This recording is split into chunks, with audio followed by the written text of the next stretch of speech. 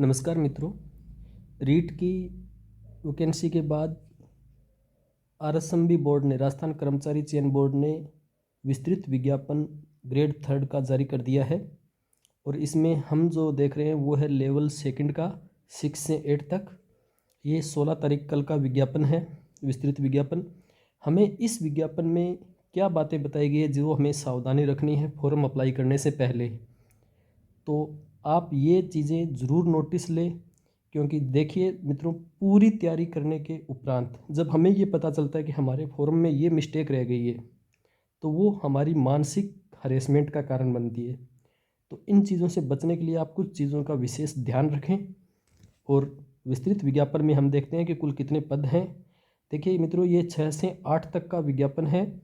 और इसमें level second में जो पद रखे गए हैं टोटल, वो 27,000 पद रखे गए हैं।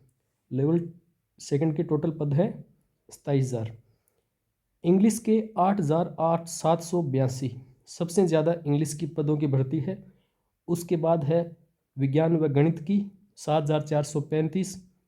और एसएसटी की जो भर्ती है वो है 4,712। उसमें गैर अनुसूचित क्षेत्रों में 4,000 पदों की भर्ती है ये। अर्थात आम विद्यार्थी जो होगा, जो अनुसूचित क्षेत्र से बाहर का विद्यार्थी है, वो 4,000 पदों के लिए फाइट करेगा एसएसटी में। और संस्कृत में 1,332, उर्दू में 792, सिंधी में 9, पंजाबी में 272। तो गैर अनुसूचित क्षेत्रों के लिए ये कुल भर्ती हो जाती है 22,790 पोस्टों के लिए। इस पूरी भर्ती में कुछ चीज़ें इन्होंने ध्यान रखने का बोला है, जैसे कि अगर कोई विद्यार्थी हिंदी एसएसटी दोनों में अप्लाई कर सकता है तो उसे कितने फॉर्म भरने होंगे, या इंग्लिश उसका बनता है और एक एसएसटी बनता है तो उसे कितने फॉर्म भरने होंगे। तो इसमें साफ लिखा गया है कि यदि कोई अभ्यर्थी द्वितीय भर्ती में एक से अधिक विषय के लिए आवेदन करने की निर्धारित योग्यता रखता है तो प्रत्येक विषय के लिए अलग से आवेदन करना होगा। इसी के साथ वो अभ्यर्थी जिसके पास विशेष शिक्षा और सामान्य शिक्षा दोनों की डिग्री है, उन्हें भी एक कॉलम होगा, उसमें अलग आवेदन करना उसके लिए अनिवार्य नहीं है, बल्कि उसके लिए उसे निर्धारित कॉलम में विकल्प का चयन करना होगा। एक विकल्प होगा कि आपके पास सामान्य और विशेष दोनों का अगर शिक्षण अभियोग्यता है तो उसे निर्धारित कॉलम में चयन करना होगा। इसके अलावा रीट की जो मिनिमम योग्यता रखी गई है, रीट में उत्तीर्णांक रखे गए हैं। सामान्य के लिए 60 है, एसटी के लिए 55 है, और टीएसपी एरिया के लिए 36 ही रखे गए हैं, और एससी, ओबीसी, एमबीसी और ईडब्ल्यूएस के लिए 55 है। सामान्य श्रेणी की विधवाएं, रिक्तियाएँ और भूतपूर्व सैनिक, इनके लिए 50 है। दिव्यांगजन के लिए 40 है, और शहरिया के लिए 36 है। तो ये रीट की मिनिमम मार्क्स इसमें रखे गए हैं। फिर इसमें कहा गया है कि आपको पूरी जानकारी भरनी होगी रीट की। जो फॉर्म भरा जाएगा उसमें रीट की पूरी जानकारी आपको देनी होगी, और आपको रीट में उत्तीर्ण होना अनिवार्य है। फिर बात करते हैं इसमें प्राथमिकताओं की। इसमें कहा गया कि आपको जिलों की प्राथमिकता इसी फॉर्म में भरनी होगी। प्रीफ्रेंस आपको पहले ही चयन करनी होगी। गैर अनुसूचित क्षेत्र और टीएसपी एरिया दोनों की अलग अलग इसमें चयन की प्राथमिकताएं आपको डालनी होगी। ऑनलाइन आवेदन की प्रक्रिया सेम रखी गई है एसएसओ के द्वारा। इसमें वो अभ्यर्थी जो फॉर्म दूसरों के माध्यम से भरवाते हैं वो ध्यान रखें, अपनी ईमेल आईडी का पासवर्ड अपने पास रखें, और फ़ोन का मोबाइल नंबर जो है वो एक ही रखें और वही दे, तो आपके लिए सुविधा रहेगी। नेक्स्ट है, एक प्रिंट लेते समय सावधानी रखें कि आपका जो प्रिंट लेटर है उस लेटर में आपका एप्लीकेशन नंबर, आवेदन क्रमांक छपा हुआ होना चाहिए। ये ज़रूर ध्यान रखें। कई बार क्या होता है कि प्रीव्यू जो होता है वो हम प्रीव्यू को ही प्रिंट मान लेते हैं और प्रीव्यू का प्रिंट निकाल लेते हैं, उसमें आवेदन क्रमांक नहीं होता। तो इस चीज़ का आप विशेष ध्यान रखें फॉर्म भरते समय।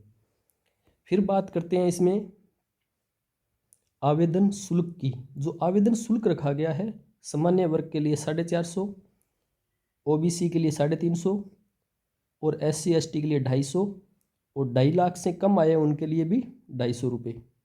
तो ये उनका आवेदन शुल्क रखा गया है। और इन्होंने पदवार का वर्गीकरण, विषयवार वर्गीकरण भी डाला हुआ है नीचे नेक्स्ट में। अलग अलग विषय के कुल कितने जिलों में कितने पद हैं वो सारी जानकारी अभी डाल दी गई है, जिसमें आप फॉर्म भरते समय आप ध्यान रखो कि कौन से ज़िलों में हमें प्राथमिकताएं देनी है पहले। फिर है एक विशेष सूचना इन्होंने डाली है, वो विशेष सूचना है उन वर्ग के लिए जो आरक्षित वर्ग से आते हैं, जैसे अनुसूचित जाति, अनुसूचित जनजाति, अन्य पिछड़ा वर्ग, अति पिछड़ा वर्ग या ईडब्ल्यूएस के लिए। इनमें इन्होंने लिखा है साफ कि पहली तो आपको ये ध्यान रखना है कि आप जब आवेदन करो, आवेदन की जो लास्ट तिथि है उस तिथि से पहले पहले आपको अपना प्रमाण पत्र बनवा लेना चाहिए, वो आपके लिए बेनिफिट रहेगा। और किसी ने बनाया हुआ है और अगर वो 3 साल पुराना नहीं हुआ है तो वो भी चलेगा। आवेदन से पहले का है आपके पास तो आवेदन के बाद के 3 सालों तक वो मान्य रहता है, उसमें कोई दिक्कत आपको नहीं आएगी। तो 3 वर्ष का चलेगा आपका। फिर है कि आवेदक जो है, जो आवेदक कर रहा है, जैसे महिला है तो वो पति के नाम का नहीं चलाए, उसमें विशेष ध्यान रखना है। पति के नाम का जारी किया हुआ मान्य नहीं होगा, बल्कि पिता के नाम का और निवास स्थान और आय के आधार पर ही अन्य पिछड़ा वर्ग, अति पिछड़ा वर्ग, नॉन क्रीमी का प्रमाण पत्र प्रस्तुत करना होगा महिला वर्ग को। ये विशेष ध्यान रखें। महत्वपूर्ण बात है कि आपका जो प्रमाण पत्र है वो पिता के नाम का होना चाहिए, न कि पति के नाम का। यही बात इन्होंने अन्य वर्गों के लिए भी रखी है। फिर है भूतपूर्व सैनिकों वाला मसला हल कर दिया है ओबीसी वर्ग में, उनको हॉरिजॉन्टल जो है वो आरक्षण दिया गया है, तो वो एक बढ़िया इसमें हो गया। और इसमें ध्यान देने वाली बात आपको पात्रता की है। पात्रता आपको पता ही होगा कि स्नातक और 2 साल का बीएड हो, या स्नातक हो 50% के साथ और बीएड हो 45% के साथ स्नातक हो, या 1 वर्षीय बीएड हो, या वर्तमान में जो 4 वर्षीय बीएड चल रहा है वो हो। तो इक्विवेलेंट कोई भी आपके पास डिग्री होनी चाहिए। और अगर आपके इस संबंध में और भी क्वारी है तो आप कमेंट बॉक्स में कर सकते हैं। और विषय की अगर बात करूं तो आपके पास सामाजिक अध्ययन के लिए कोई एक विषय होना चाहिए। ऐसा ही साइंस के लिए है, साइंस के विषयों में से एक विषय होना चाहिए कम से कम। और अंग्रेजी के लिए आपके पास स्नातक में एक विषय होना चाहिए। हिंदी के लिए भी ऐसा ही है, स्नातक में एक विषय। तो ये योग्यताएं सेम रखी गई है पुराने वाली। फिर अगर बात करें तो जो न्यूनतम अर्हतांक अंक है उनमें 5% की नियमानुसार छूट भी मिलेगी। महिला वर्ग को, कमज़ोर वर्ग को, सबको 5% की छूट है।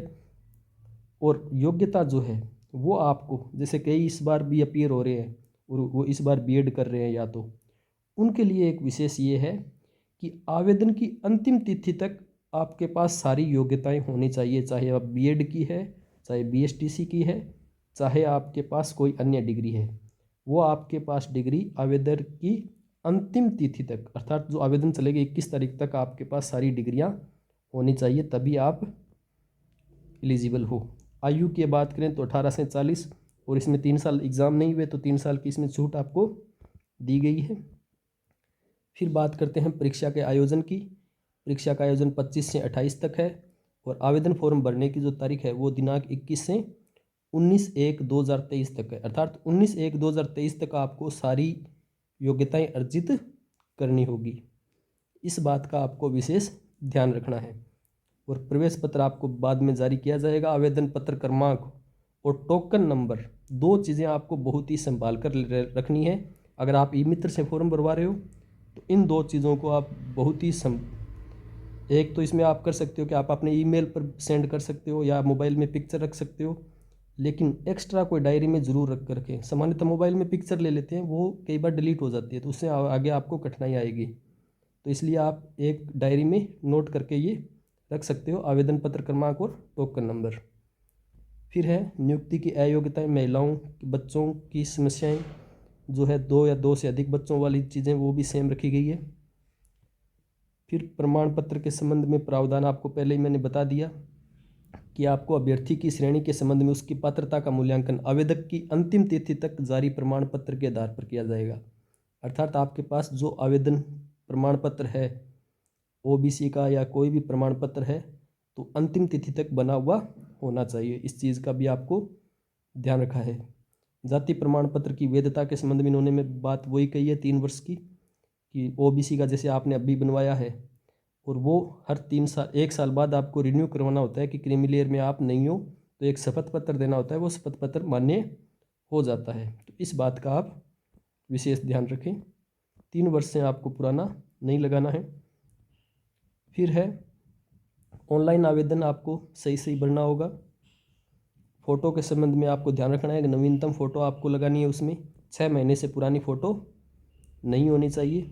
और आवेदन की संशोधन की प्रक्रिया भी 7 दिन तक संशोधन का समय दिया जाएगा, लेकिन आप इतनी सावधानी रखें कि संशोधन की आवश्यकता ही नहीं पड़े।